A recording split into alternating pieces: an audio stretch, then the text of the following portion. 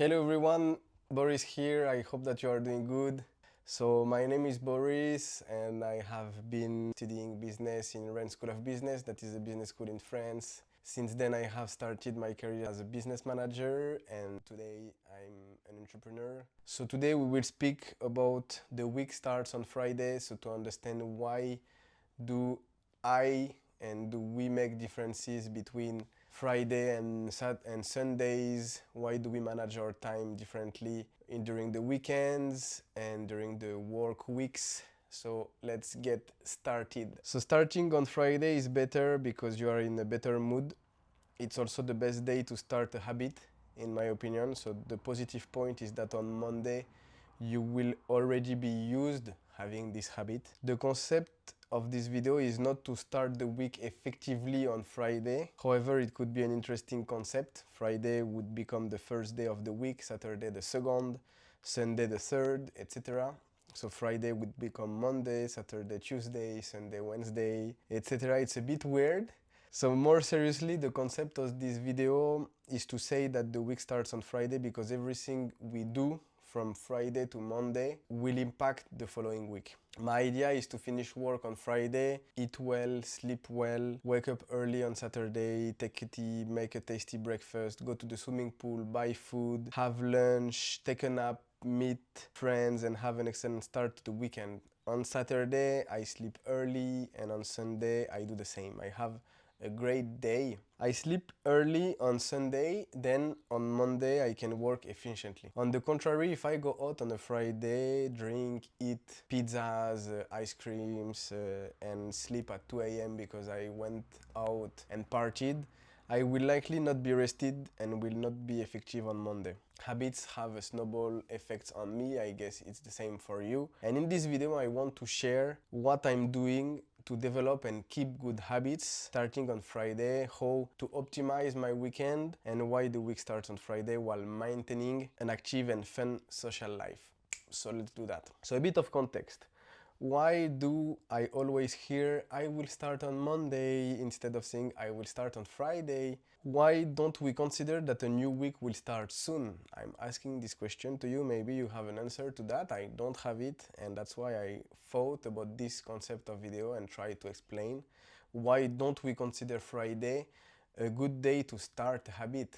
When we finish work, why does the personal aspect not matter as much as the work? Most of us sometimes don't have the same habits during the week as during the weekend. That's what I was saying in the introduction of the video. And the weekend is when we have more free time, so we meet our friends and go out, and sometimes we eat badly or sleep less. Why not consider my free time a good reason to wake up early? Why not always wake up early to work on my projects or do the groceries?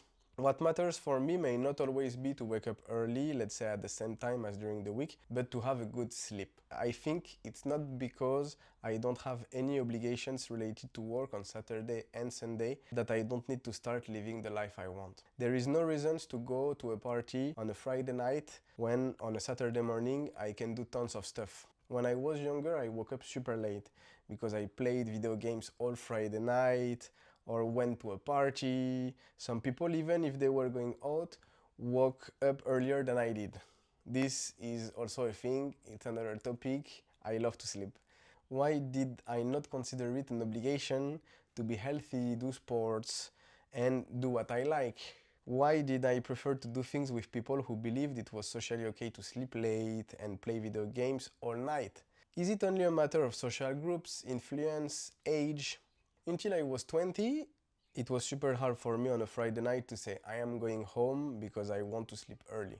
On a Sunday, I feel it is more acceptable to say I go home because I want to sleep early, and everyone will say, yes, it's true, me too, it's Monday tomorrow. Why Saturday should not be as crucial as Monday? I think that there is a part that is social pressure. And there is also a personal part. It's the same for alcohol. I think there was a moment when I started to know myself. For knowing myself, the only way was to go into excess. I wanted to see how far I could go. The beauty of life is to find a balance because we are paradoxical. When I was 20 at the weekend, I was exhausted. Now it seems strange to be exhausted. Was it bizarre in the end? Yes, because I used to go to bed at 5 o'clock every Friday and Saturday night. I was stiff, I drank, I went to bed very, very late, I was tired. There are lots of people who do that, and even though I have been through it, it still feels strange now. If I would continue to have a rhythm like that, I would be exhausted. I think that people who are less focused on their health at the weekend are those who are less focused on their health in general. People inclined towards healthier habits don't abuse them very much. They take advantage of the weekend to do some sport, eat well, sleep well, and so on. The weekend represents the worsening of their way at looking at life. I think someone who likes to take care of themselves does even more sport at the weekend, gets even more fresh air, eats even better. The weekend reveals our natural character and our way of looking at life. I'm not saying that you should never go out. I'm not saying to go crazy either, but one day I will go to a pizzeria late and dance after with my friends. My mind needs that. I cannot be 365 days a year focusing from Monday to Sunday. Of course, this exception should not become a habit. It would not make sense. It is the same for the balanced diet I want. It does not work if I eat correctly from Monday to Friday, but I cheat hard on Saturday and Sunday. I have the impression that the majority of people, which I was part of a few years ago, attach greater importance to the time available for work and pay more attention to the time they go to bed when they go to work the next day, when in fact their free time is just as important, but they respect it less. There is a saying that stuck with me. It's when you've got nothing to do that time is the most precious. One life's beauty is to discover in advance what I want to prioritize. Let's say, for example, I really want to go to a birthday party and I'm okay if I'm sleeping late. If I have a wedding or there is a specific football game I want to watch, it should not be the events that control me, but me controlling the events. I want to have consistent habits from Monday to Sunday. But then once a month, once in 2 months, or once a week, depending on the events, if I prefer, I can make exceptions. Knowing what I will give in exchange is super important because the trap for me is to think that I can do everything, no matter what exceptions I make. Let's say I go out. Theoretically, I would love to wake up early and have tea, then make my tasty breakfast and then go to the swimming pool. This will maybe work once, but if I try to do it every Friday, I won't be able to. There are sacrifices to be made. Saying yes to one thing is saying no to 10 others. The most important thing for me is the quantity of sleep I can get every night. I am okay with sacrificing other activities for my sleep because sleep is my priority. My top 3 priorities are health, working, and having fun. So it's easier to organize my life. On the one hand, it may seem normal not to manage your time at the weekend because one of your objectives may be to stop thinking about time management and just let yourself live. It's also possible to say the opposite. I have so little free time compared to the time I devote to work that I want to make the most of it to enjoy myself as much as possible. For some people, taking advantage means forgetting the time because they are so focused on optimizing and making the most of their time during the working week that their objective at the weekend is to have no more time constraints. I find happiness in going to bed early and resting. No, if I don't, I feel sick. Something that intrigues me is that if I don't want to drink alcohol on a Sunday, people will say, well, that's normal. If I don't drink on a Friday, people will say, it's Friday, come on, you can sleep more tomorrow. This depends on the people around you. That's why choosing the right people is key. I no longer have people around me who could say things like that to me. But that was the case. I decided to end certain relationships because they didn't seem healthy. Having said that, if they are invited out, most people go to bed earlier on a Sunday than on a Friday. Working the next day shouldn't make much difference. The difference for some people is that they don't mind being tired on a Saturday morning because that's their business. They can't arrive tired on a Monday, although some do because it's the company's business.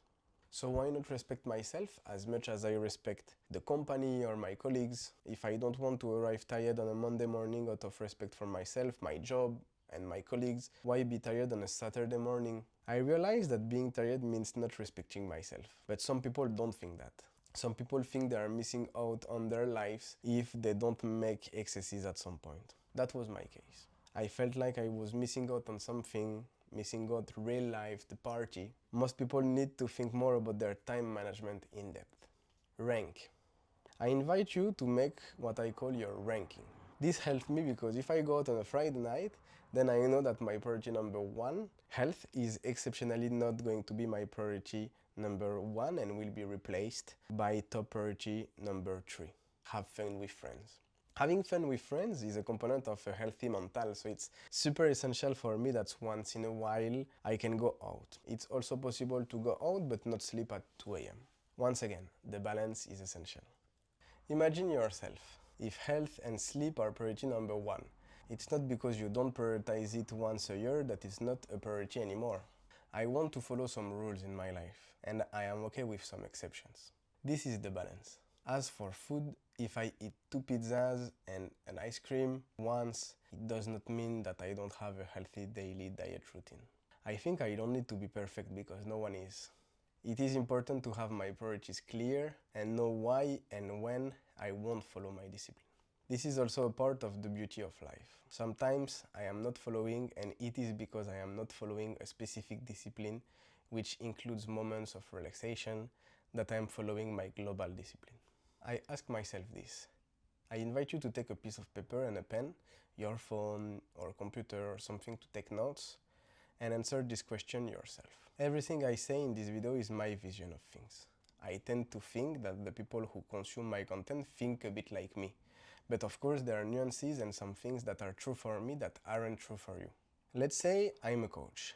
If I came to this coach and explained that I want to optimize my health and the development of my professional career while still going out occasionally, what would I recommend? First of all, it is possible to go out reasonably. Training yourself to do this is a good idea if it does not come naturally. For example, when I used to go out until 5 a.m. to drink beers, a good practice would have been to train myself to go out until midnight and drink only 2 beers instead of 3 or 4.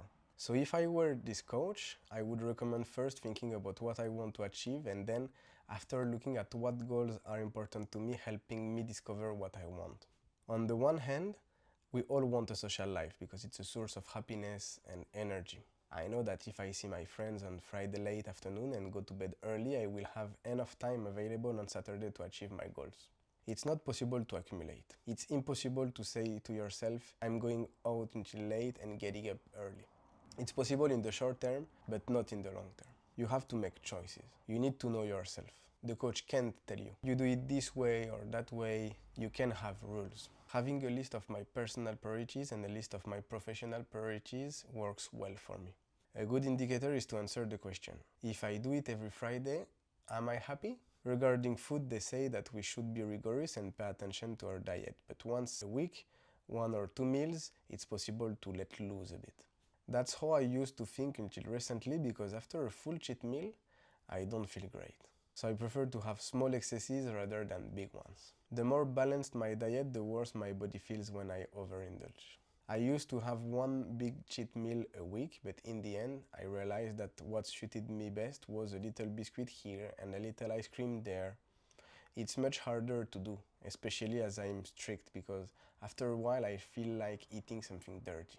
Another thing that's helped me a lot is to say to myself, it's okay to drink a beer now and then, but it's 1 beer, not 2. I went through a period of time where I thought it was possible to be perfect. What will happen if I try to be perfect? My goal is not to go from 100 to 0, but from 100 to 90 or 100 to 80. Sometimes I need to relax and it will be okay. If I'm super strict with the food for too many consecutive days, I know there will be one day I will cheat hard. My body won't process this food correctly, which is really bad. I want to keep being healthy and try to find the balance. I don't have the perfect answer to this. All I know is that I'm looking for a balance. I spoke with someone and this person told me, I was so strict with my diet that I totally forgot about my social life. Especially here in Spain, if you think about it, many social activities are related to food and drinks.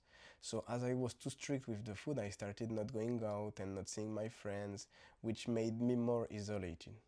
If you are strict with yourself physically, you won't look good. It did not matter if I was bigger or smaller because it was a distortion I had with myself. When I was really thin, I did not like myself. I still didn't like myself when I was a bit bigger. If I was not okay with my body, not having fun and not doing activities was not the solution. I accumulated. I didn't like myself and didn't have fun with food. I asked this person, if you had to explain to a friend how to balance social food activities and a healthy diet, how would you do that now with your experience?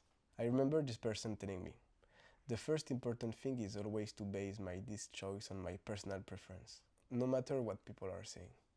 Something I realize is that people like to eat the same dish.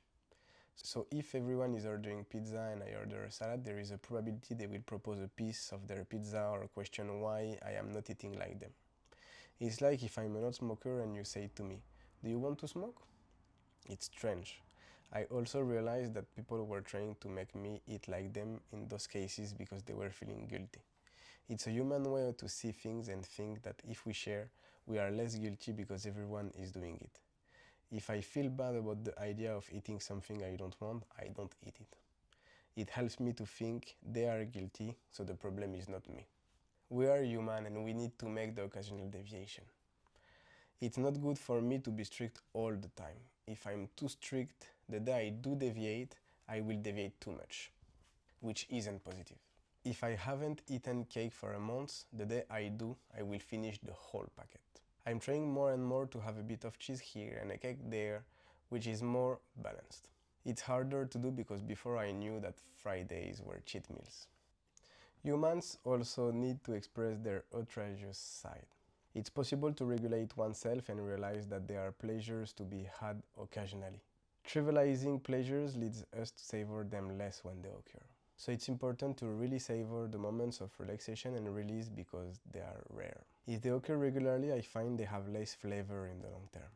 If it becomes a habit to have one cheat meal a week, it will ultimately penalize me more than it benefits me because it's perfectly possible to enjoy a balanced diet. I know that if I overindulge too much, I will regret it an hour later because I don't feel well. It's happened to me and I have managed to regulate myself by asking myself, why don't I feel well? As long as I spend time cooking, I can enjoy myself while eating a balanced diet. I think I have also said to myself that the stumbling blocks that really hurt the body are excesses. Too much alcohol, too much smoking, too much sugar, too much fat, too much drugs, etc. A key point is the people around me because as soon as I had different people around me, that helped me a lot. I would also say that the fact of saying I have this objective, I want to record the video for my YouTube channel tomorrow morning, I want to go home and get some sleep because I have noticed that if I go out clubbing, it doesn't allow me to have a rested head for my video.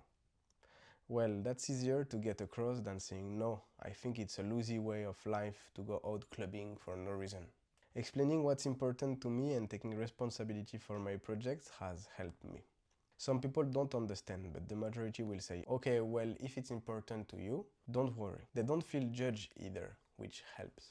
One of the people I spoke about this video shared a story with me. Someone they knew, along with his father, was always drinking alcohol in the evenings and eating a lot. This person decided, apparently for no particular reason, to stop drinking and take up sports. He has undergone a metamorphosis. When they have meetings in the evening, people keep asking him, tackling him, as if it bothers them that this person changed. They say, a tomato juice, you are not fun. But he replies, I have got used to it and I have realized that I can have an aperitif without drinking alcohol.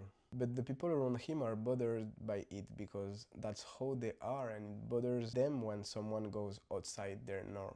That's why change can create reactions, which can be explained by the fact that change consciously or unconsciously makes people notice their dysfunctions.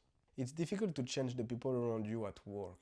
But if it becomes too much of a burden, it may be better to prioritize your mental and physical health by changing jobs. Ideally, it's better to take responsibility. People get used to it. If I have routines with certain people, it's complicated to see me breaking out of the patterns they are practicing. They get the impression that I'm rejecting them. It's great that someone has transformed their lifestyle. Accept your choice. I personally recommend accepting your choice and saying, I prefer to eat this. There is no need to justify and say you won't propose a cigarette to a non-smoker, so why do you do this with food? When to share? One question I have in mind and that I will try to answer partially in this video is when to share and when not to share. The answer is pretty basic. When you want. I know it can sound strange. Let's say someone is ordering a pizza and I prefer eating a salad. If I feel like sharing and this person proposes a slice of his or her pizza, I accept it and propose a piece of my salad in exchange. If I prefer not to share, I decline. I am mentioning this because I think that always declining and eating what others don't eat is not always a good solution. Sometimes saying I prefer to order my salad but I don't mind sharing it with you in exchange for one of your slices will reverse the pressure because it would be strange for them to say no. And if they say no, that's fine. The drinks can be more complicated, but I recommend doing the same. In my family, some people don't drink alcohol, so I find it easier now to say no. But it has not always been the case. For example, my sister and my mother don't drink alcohol. And it looks super easy for them to say, I don't want to drink champagne, thanks. People feel they don't need to ask again because it's strongly affirmed. People usually move on if you are super convinced. If they ask again or ask why, my sister usually answers, I have never liked it, I won't like it today. In general, people will move on. If they don't move forward, it's up to you to move forward and say, can we talk about something else? If the group is comprised of 10 people at a party and I'm the only one who doesn't drink, I won't miss the whole party. If I don't drink, I will miss only some physical and social effects related to drinks. In my case, I know that 2 alcoholic drinks are enough. I will be in a good mood and the next day I can still have a nice day. Same for the food. What is important is always the same, the concept of balance. There are some of my best parties that I did not drink at all. I am sure if you think about it, you can easily remember some of them also. I also have friends who don't drink at all and go out, no matter what the other people are doing. This has been a great source of inspiration for me and is still a good example for me. I think everyone should be able to live the life they want as long as it does not hurt anyone. How to start the week on Friday. We will discuss other recommendations I want to make for myself and that you might consider applying. Let's say I understand this concept of the week starting on Friday and I consider my personal life as important as my professional life. I don't neglect my sleep even if I'm frustrated about my work or other aspects. I understand that if I neglect my personal life, it will neglect my professional life and vice versa. I want to do what I think is best for me. My personal and professional life needs to be taken super seriously at the same level, with different priorities and activities dedicated to specific times. First, I want to plan. I want a clear idea of prioritizing and organizing my weekend time as much as my time during the rest of the week. Second, I want to know my priorities: sleep, eat, work, and have fun with friends. These priorities can be divided into subcategories. I'm planning a video on how to define my priorities, what are they, and I would share some of them with you. Third, I want to enjoy the exceptions I will make as much as the compensation needed. Fourth, I want to measure my discipline. Be fine with the exception. I am fine with the exceptions and accept them as long as I fully accept my compensation. If I have so much fun at a wedding, for example, I know I won't go to the swimming pool or wake up early the next day.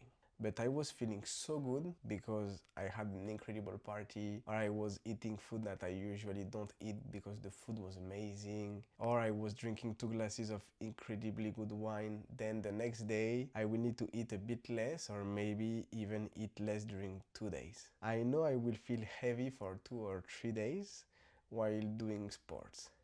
I know it will be hard and there will be consequences. As long as I know these consequences and assume them, it's normal. It will take me time to recover from excesses. After making excesses, I will continue to follow the plan, depending on what I have decided before making a compromise. It's also important for me to limit the compensation. What I mean is that I want the compensation to be proportionate to the excess. I won't do that, but let's say I gain 10 kilograms in 6 months. Then I will give myself 6 months to compensate and lose these 10 kilograms. I won't give myself 3 months or 9 months. I will try to compensate during the same amount of time and with proportionate actions. After a certain point, I think it cannot be considered compensation anymore. For some of you, I know that my technique of knowing how to compensate in advance won't work because you won't enjoy the excess.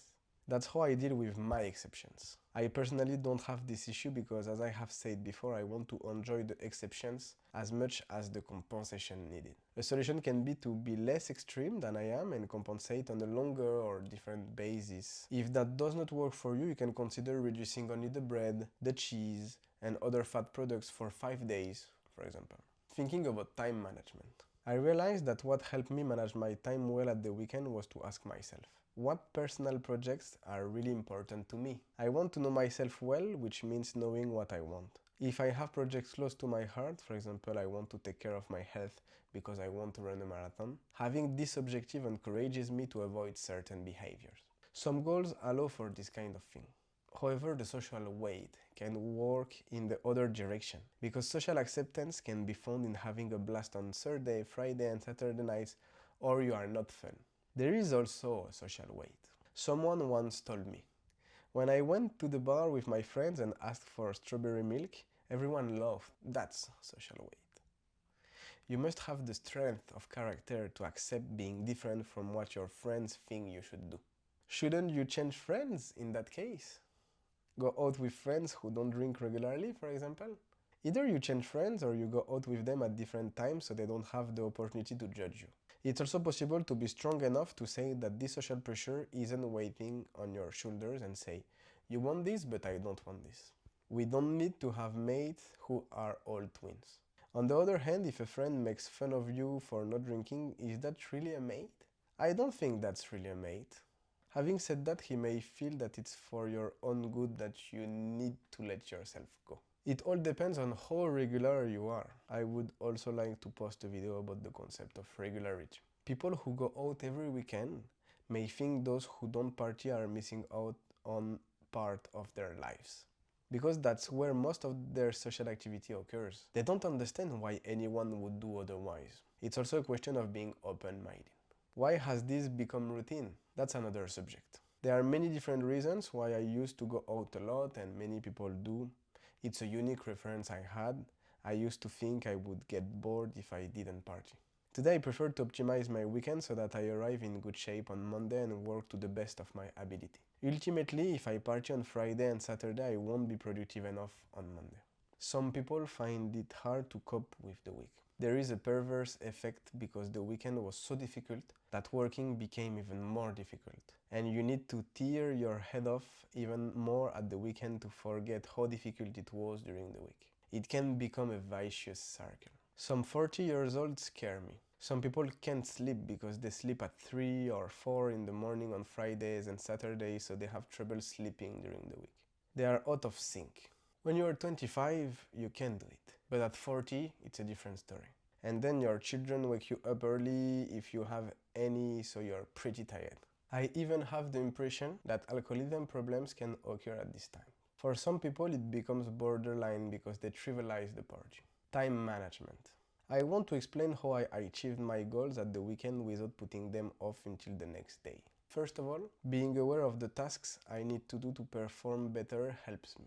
For example, ironing or taking my clothes to the dry cleaners are not activities I love. But because I'm aware that they help me to perform better during the week, I take time out at the weekend to do them. The same goes for the hairdresser. Hair for a man is the equivalent of makeup for a woman. So I try to make time for a haircut at the weekend. The more I enjoy my life, the less I want to abuse it. I want to get up in the morning, have a good breakfast, spend time with the people I love and do sports. Nothing weighs on me. Getting to know me better helps me to manage my time well, to put the social weight into perspective, and finally, to realize that weekend time passes so quickly that if I don't do the things that really give me pleasure or help me to move forward, I don't feel good. That's how I see it today. I have only got 2 days. During the week there is also free time, but it's a different rhythm. I'm not saying you must time everything at the weekend, but planning helps. I think having a calendar during the week and at weekends also helps. For example, not having a watch at the weekend can help me as I'm constantly looking at my watch during the week. The idea is to have a sense of time without timing myself and putting too much pressure on myself. It doesn't hurt to have a timetable at the weekend, for example, knowing that I have an appointment at 8 o'clock to go hiking and then have a picnic? Why not set aside a timetable for myself to stick to at the weekend when there are activities I enjoy? Having a to-do list helps me. The difference between weekdays and weekends is the notion of productivity. My weekend does not have to be productive. It can be if I want it to be. One thing that weekdays and weekends have in common is that we all have to do things we don't like. On the other hand, the difference is that we can do them at the weekend without considering efficiency so much. Considering efficiency does help though, because if the things I don't like to do take up a lot of time at the weekend and I'm not efficient, then I have less time for what I like to do.